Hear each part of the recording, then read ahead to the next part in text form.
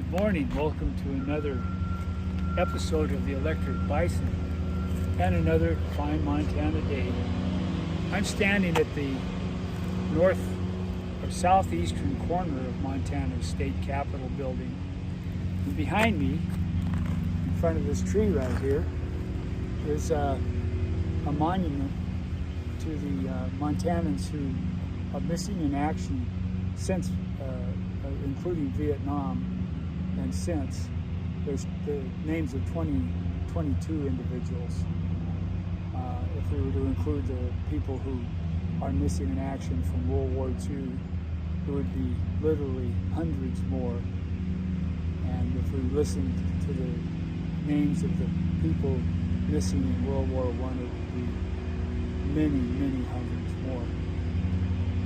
But this is a nice gesture because it represents recognition that missing in action or being a prisoner of war is a huge consequence of being in a war where people make important sacrifices.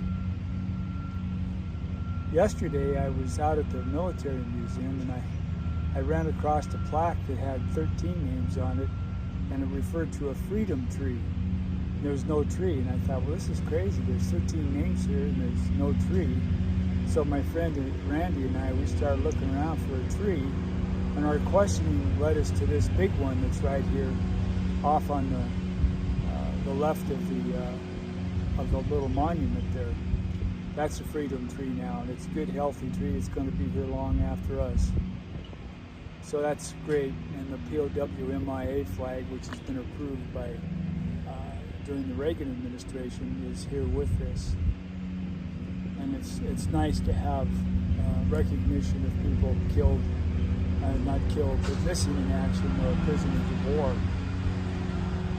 The other thing that happened to me yesterday was when I was taking a friend out to look at the Medal of Honor Grove at Fort Harrison in anticipation of finding a place for Montana's latest Medal of Honor winner, Travis Atkins. There was a small promotion ceremony going on right in front of the gate. I think there's probably 10 uniformed guardsmen there, and they stood at attention, and the orders were read to promote a major named Jacobson to lieutenant colonel.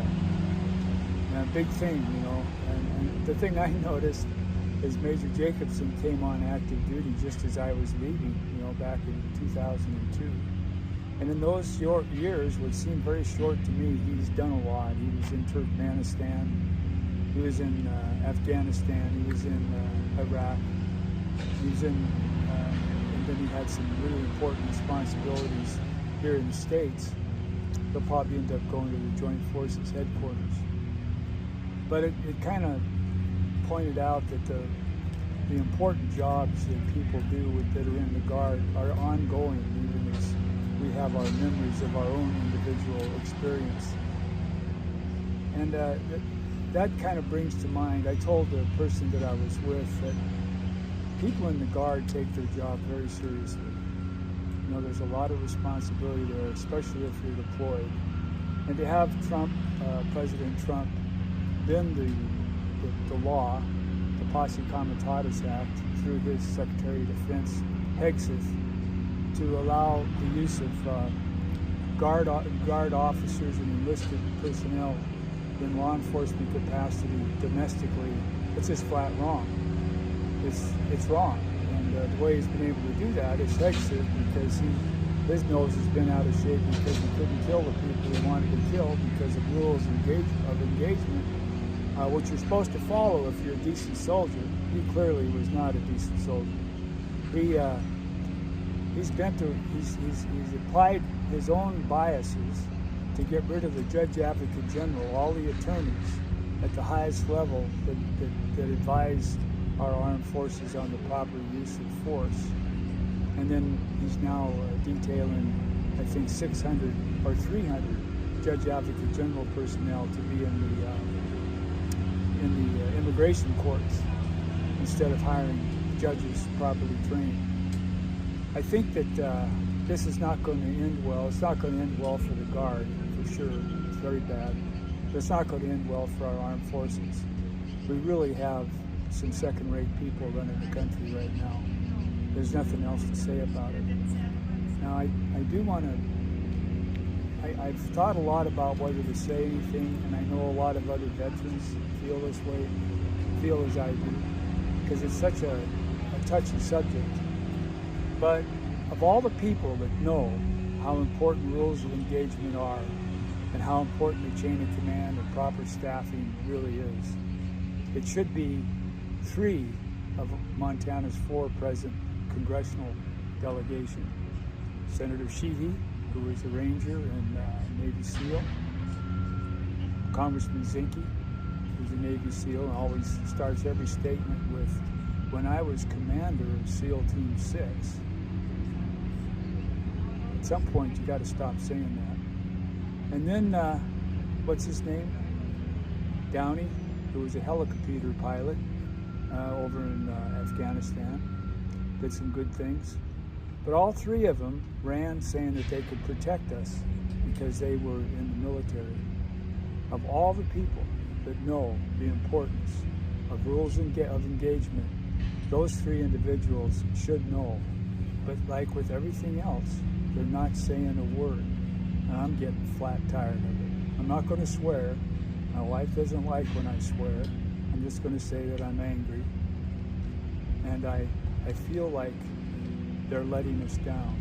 They're letting people like Trump, who avoided the military like the plague, his responsibilities like the plague, and Hegseth, who's apparently got a screw loose when it comes to his religion and his attitude toward other people.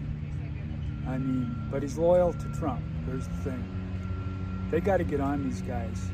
They got to clamp them down. They got to stop what's going on for the good of our country.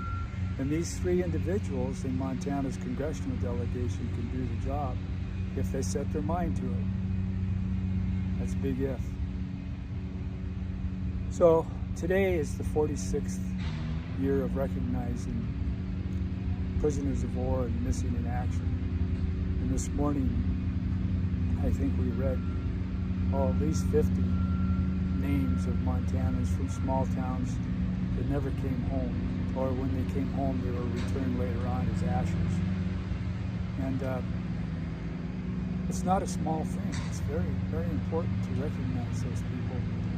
Yesterday, a couple from Billings brought in the remains, part of the remains, for a Marine, a private, first-class Marine named Jack Hill from Custer, Montana.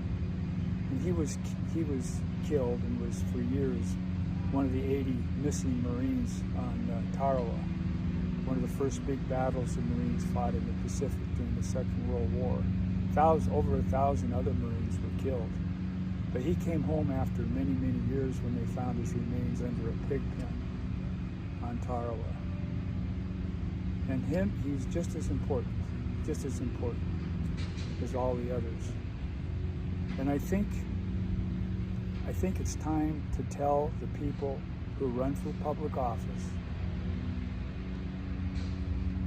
on the valor of these people that came before us.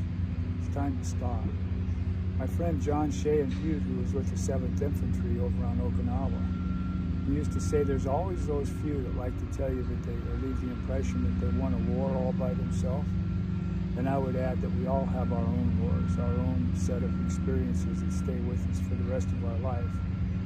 But I got to tell Senator Sheehy, Congressman Zinke, and Congressman Downey, get your heads out of where the sun doesn't shine and get on these guys. You know it's wrong. Do something about it. Thanks.